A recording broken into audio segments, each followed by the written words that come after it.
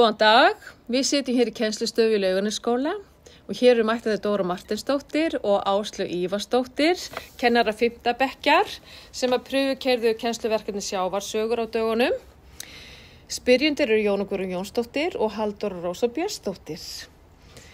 Og ef við ekki bara vinda okkur í verkefnið. Fyrsta spurning, hvað stendur svona upp úr þegar þið hugsuðu verkefni með nemendum? Mér finnst krakkarnir mjög áhugaðsum. Mér finnst það mjög svona áhugavekjandi, skemmtilegt og spennandi. Það er svona það sem að mér finnst standa upp úr og líka komur að segja svona aðferðnar. Þau voru mörg, mjög duglega að vinna. Já, algjörlega gaman að fá að brjóta upp venjulega námskrá með svona nýju og ég vil segja algjörlega nýju efni fyrir börn því að allt og lítið verið kennt og fjallað haflæsi eða hafið yfir höfuð. Og hvernig fannst ykkur nemendur upplifa verkefnið og svona áskoranir sem að... Ég sé mér langflest bara mjög spennt og áhugasum og fóru svolítið að tengja þetta líka bara út fyrir þetta verkefni. Alltaf þegar við farið í aðra vettvangsferðir og annað, þá sem við svona á þessum tengingum sem svo flott hjá þeim. Já, en áskoranir alltaf en mér finnst það í raun og veru öllu sem gerum, alltaf með ákveðinn hóp nemenda sem rekst illa í það skiptir engum mál hvernig verkefnin og þau rekast líka illa í svona verkefni. Þau rekast illa, já, sammála, oft bara í bæði hvort það er einstaklings- eða hópaverkefni, þannig að það vill oft vera þessi áhugasömu sem draga þyngsta vagnin, en maður bara vonar og biður að þau sem að fylgja með taki þetta inn þó annan hátt. Akkurat. Getið þið nefnt eitthvað eitt sem ykkur fann svona mjög áhugahvetjandi varðandi verkefni, eitthvað eitt sem stendur upp úr? Algjörlega það að fara í fjöruferðina og sjá þetta við svo heppuna fjörinu hérna við ætluðum bara ekki að fá þau tilbaka, þau voru sérfræðingar í þess og hinu, þau tóku svo alvarlega, já ég sé hérna þetta, Áslaug ætla að skrifa það var dásend. Og allt ruslið sem þau drösluðu með tilbaka. Þau voru meður sín. Þau voru bara orðnar löggur. Þetta var virkilega vel heppnað að skipta þeim svona í sérfræðinga. Já. Það koma rosa vel á það. Og ég tók líka eftir að þau flokkuðu alveg samkvæmt eyðublaðinu sem þau fengu, þau voru mjög áhugasöm. Já, voru mjög flott. Fannst þau vera mjög samviskusöm í þessu, sem var lagt fyrir hvort sem var þið eða við eða svona yfirheitið á þessu. Að þau alveg fóru, fannst mér, vel í gegn. Og podcastin hjá mörgum þeir eru líka mjög góð. Fannst mér, þau tók það alvarlega, voru að leika þessa sérfræðinga og svona, og þeim fannst það mjög skemmtilegt. Mér fannst það líka að standa upp úr. Frábært. Við komum eiginlega inn á það líka í samtæði áskoranir verkefni, svona hvað kemur upp í huga. Þá voru það að tala þess að nemendur sem kannski rekast ekki vel. Var eitthvað fleira sem að svona... eitthvað fleira sem kemur upp í hugan varðandi það? Sko, í rauninni ekki vegna þess að þessi börn, þessi nemendur sem aldrei eru honum tölvuvön og væn og vil ekki fyrir að prófa að hvort sem að taka viðtali eða gera podcast. Þannig að þar sem við héldum kannski yrði smá brekka, það varð ekki. Og áskorunin var minni líka því að þetta var svo vel útfært, að það er að segja að fyrirmælin voru góð frá ykkur. Svona í fljóti bragði fannst mér ekki vera mikil áskorun.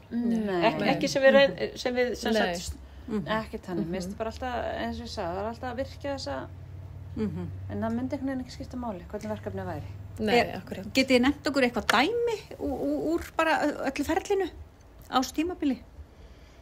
Sem við gerðum eða? Já, bara eitthvað svona...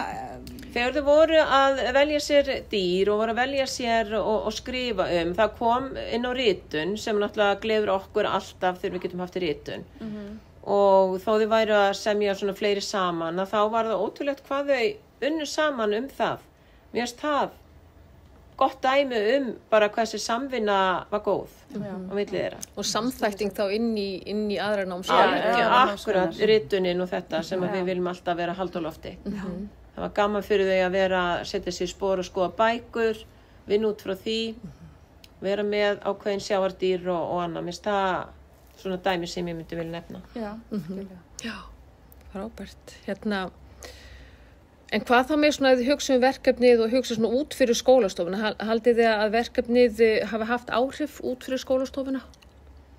Ég held að við algjörlega haft áhrif heim til foreldra, þar byrja nú alltaf öll vinna kannski og svo vil ég bara meina að alltaf þegar við vorum að ræða þetta við aðra kennara að það vakti mikla athygli þannig að ég myndi segja að fólk var forvitið og mér fannst þau líka alveg tengja þau fóru að segja manni frá ferðum sem þau höfðu farið í og hverju þau höfðu tekið eftir eða þau sá hvað sjónvarpinu sem þau tengdu við þannig ég held alveg að þetta hafi alveg farið heim og vonandi lengra en það kveikt meira áhuga Já, frábært gott að heyra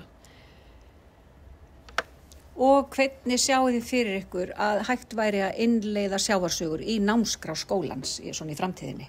Teljið að vera hægt. Já, það alltaf svigrúm í náttúrufræðinni því að við höfum svolítið breiðan grundvöll eða sem við getum unnið eftir og það ekkert að því að taka hafið og á dýftina á annarkvort á 5. eða 7. ári og svo frekar að taka aðra þætti þá hitt árið. Þannig við þurfum ekki, þetta bara svo nýtt og það konar góða bækur, við erum búin að kynnast í núna og fara í gegnum þetta.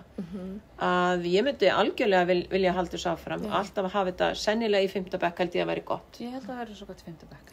Og ég minna það ekkert mál að tengja þetta við alnámskona. Þetta í raun og veru tengt nú þegar við alnámskona, þannig að það ekkert mál að innlega þetta í hvaða skóla sem Og svo eru þau náttúrulega með allt þetta námsefni sem búið að búa til í tengslu við þetta verkefni. Öll vídeón, allt þetta sem höfum. Já, og innlagnin það var líka svolítið sem kveikt í þeim, þannig að það var svo mikilvægt að hafa þær og það verður alveg geggjaði fínu flottu myndböndin sem ensku væri á íslensku líka en við skiljum alveg að það nú það sem sko. Það þyrfti bara að fá einhvern leikara eitthvað til að tala yfir Það áskorun fyrir ykkur. Það áskorun fyrir okkur að redda því niðurstöðu menntunar, bara að taka þetta að sér og bæta því við.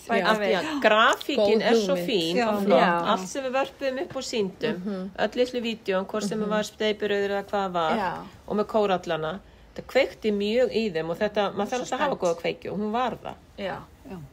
Gott að heyra. Eitthvað að lokum sem við viljum svona bæta við?